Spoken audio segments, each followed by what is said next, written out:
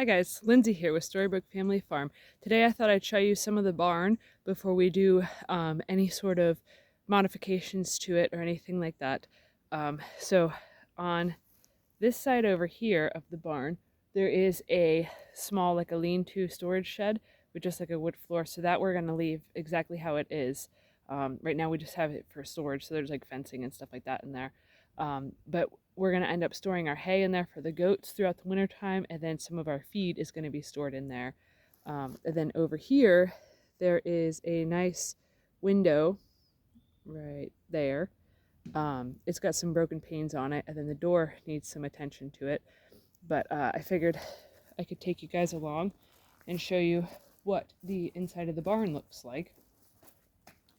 So there's a decent door here that has been painted over that I will end up eventually scraping all of this black paint off of the window panes to let more light in for the animals, so that way we can see. There's currently electricity ran out here. I have not checked it to see if it's any good or if it's still connected or anything of the sort. So we'll probably eventually have some sort of electricity out here, but I'm not sure when that'll end up being. It's very low on the priority list because none of our animals actually need lights or anything like that.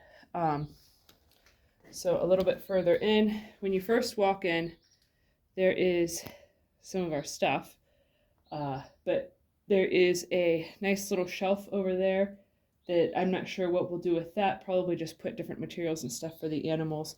Right over in here is where we are going to put the stanchion, just underneath the window, so that way we have some good light for milking and that sort of a thing.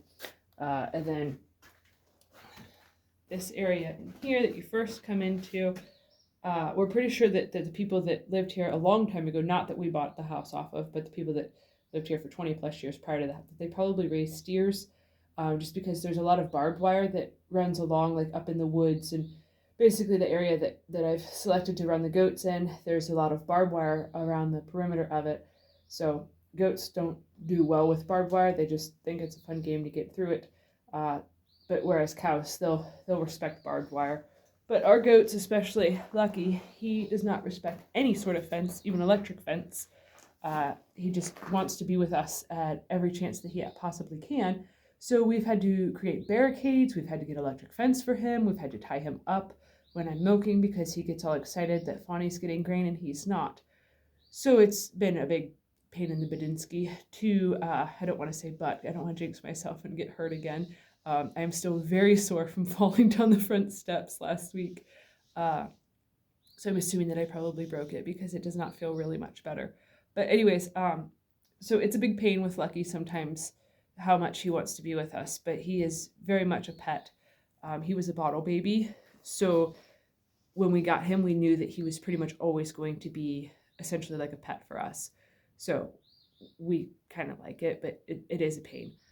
So anyways, this area here is going to be for the chicken area, and over here, that's where that hole is that I showed you guys in a previous video. I showed you on the outside where I'm going to put some framing around in there and create a door for the chickens to go in and out of. And then I found an old window here that actually will fit, once I take this piece of plywood off here, it'll fit in this opening that is there. So that will let some light in, and then probably when it's warmer out, I'll probably add some hinges to it so that way it can let some airflow in. So for today, what we have to do is separate off the goat area and the bird area. So over here is the goats area. So right now, currently, all that is separating it is two like farm gates that are really rusted and not in good shape, and we know how well Lucky can climb and jump, so he would just hop right over that to get to the chicken feed because he would do just about anything to eat some chicken feed. Yeah, he's broken down fences, broken down gates, all sorts of stuff just to get to chicken feed. So he's kind of a foodie with all the other animal feed. So for in the goats area, we don't have to do much work at all to get it ready for them. All we'll have to do is, like I said, create a wall for over in here to keep the birds in and mainly to keep the goats out. And then I have to create a door for this door frame here to keep Lucky out of the stanchion area while I'm milking, because I feed grain while I'm milking. So he has, if you're on our Facebook page, I'm sure you've seen the pictures of Lucky standing in a stanchion waiting for his grain and waiting for his turn to get milked. Um, so yeah, he can be very difficult, but he is very much a lover. So he'll follow you anywhere, just like a dog would. So it's kind of fun. It outweighs the negatives of him, I suppose. So yesterday we got some fencing done out here. So we got the chicken area over in here. That is all done and fenced. All I have to do is over here, I have to make a gate so that way we can access the chicken pasture, just in case if there's some sort of issue or whatever. I don't want to have to climb over a fence. I have very short legs, so that's usually a recipe for me face planting if I try to climb over a fence. So yeah, gates are much better to build. So we got that all fenced in. So, and then we got almost all of the goats area fenced in.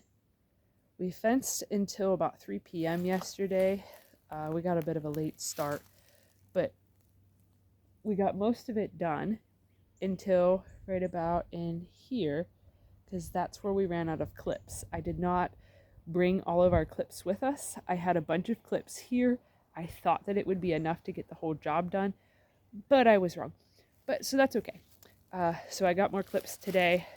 I'll spin and show you guys where we ran out of fencing.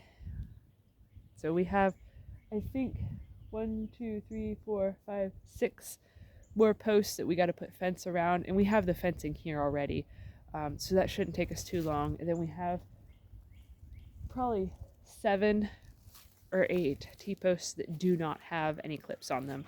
So that goes pretty quickly.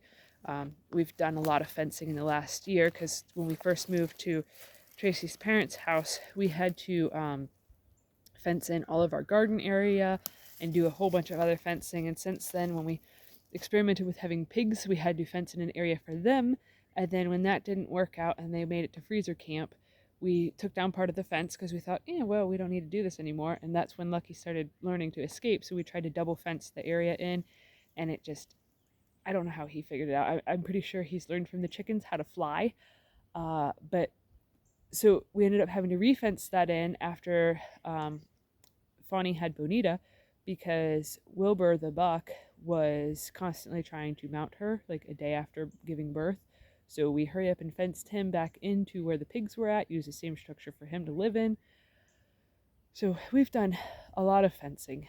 But all that fencing expertise is not wasted, because now we're pretty quick at doing it. So anyways, so the plan for today is to get the barn up and running as best as we can, finish the fencing, and then there's this janky structure on the side of the barn over here. It is somewhat structurally sound, but it's not like in the greatest of shape. Like, I can shake it and move some stuff, so I definitely got to add some supports to it. But we're going to use this area here to house Wilbur in, and Ferdinand, his son, we are going to put him in there too. So it is in a bit of bad shape, but it's nothing that we can't just strengthen up and stuff and use it for now. We basically just got to get temporary situations and setups in place so that way we can get moved in here and move the animals here. And then once we're here, we have a bunch more fencing, because the animals have fencing around them now. So then we can just tighten everything up, make their pastures bigger. So Wilbur's area is he's going to have like a little hut in here. It's not going to be this whole thing, because this is probably like an 8x10 structure. So only part of that is going to have like a roof over it or anything. And then he's going to eventually have pasture that goes from here out towards the road, but it's probably only going to be like 10 to 15 feet wide, because everything you read online says that Nigerian dwarfs only need like 150 square feet per goat or something like that. But that's if you want to provide them with 100% of all of their hay and all of their dietary needs and stuff. So we want to give them better than that and give them room to play and things to play on and stuff. Um, it's a cloudy day, so the lighting is kind of wonky looking on the phone, but I want to give you guys a good view instead of a view of the trash pile that I've been working at. But it seems like that's the only way that you guys can actually see me. So sorry for the look at the trash pile. I've done a ton of trash removal in it. So far I've gotten over an entire truckload of trash out of there, and there was 2 contractor sized bags full of recyclables that I pulled out of there, and they're still trash. So we just decided to fence around it, and I will probably spend my entire lifetime here picking up trash and glass that is just, it's stuck in the mud. So that'll be a chore for until I'm like 90, and I can't bend over no more. Then I'll probably have some great grandkid or something, and I'll pay them like $1 to clean it or something. Who knows? But anyways, so our eventual plans is to go out towards the road with the goats. So that way the goats will have a bunch of very different areas. So in the back they have the woods, the wooded areas, and then up front, then they will have like a grassy, meadowy type of area that we can rotationally graze them on it, so that way it doesn't eat up the grass too much.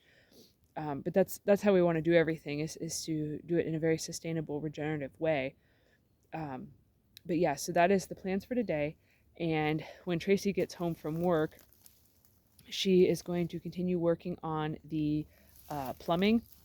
So it's been a lot of very late nights working on getting the plumbing redone. So last night we finished getting the cold water all plumbed in, and tonight we will work on getting all of the hot water lines ran, so then that way we can ensure that those are good too. We are just assuming that the hot water lines are all terrible shape too, because all of the cold, every single fitting was messed up. So we're just, to save time and energy and effort, we're just going to go ahead and replace the hot water lines too. We don't know yet if the hot water tank got damaged when all the lines froze, so we are honestly praying that it is okay, because like budget wise, like we don't really have much. Like, we bought this house and it took almost every single cent that we owned just to get the house. So it's been a lot of repurposing, reusing, gifts from other people that have helped a long way, like gifts of material and different things like that. Because like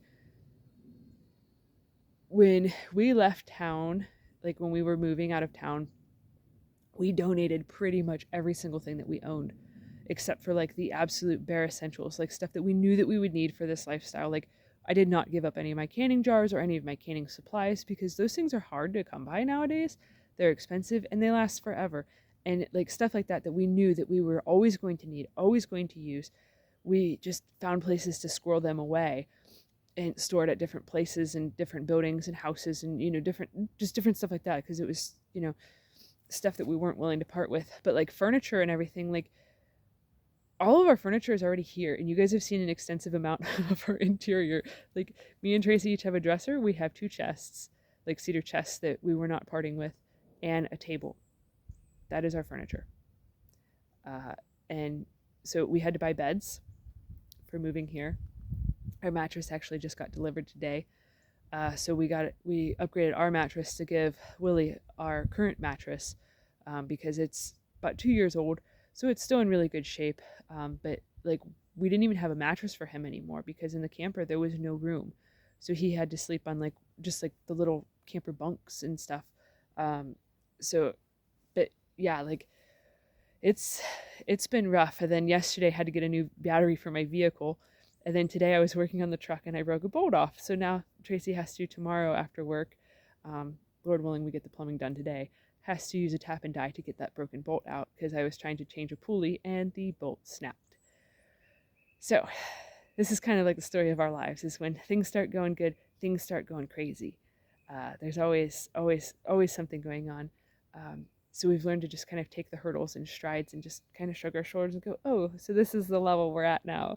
Like, I think that's kind of how we kept our sanity through 2020, is because for everybody else in 2020, everybody was panicking because there was so much of a shakeup, and we're like, this has been the entire 10 years that we've been together. Like, it's always been like this for us. So when things start getting crazy, we just kind of go, it's all right, I guess. Like, we'll figure it out. So I think that's kind of one of our superpowers, is flexibility and adjustability and just rolling with the punches. But yeah, so I got to cut this short so that way we can get scooting, because I have a lot to do and not a lot of time to get it done. So if you're enjoying this content, don't forget to like the video and subscribe to our channel to kind of keep up with the journey that we've been on and to learn more about us and who we are and how we operate. There's a bunch of crows and ravens flying overhead, so it was distracting me.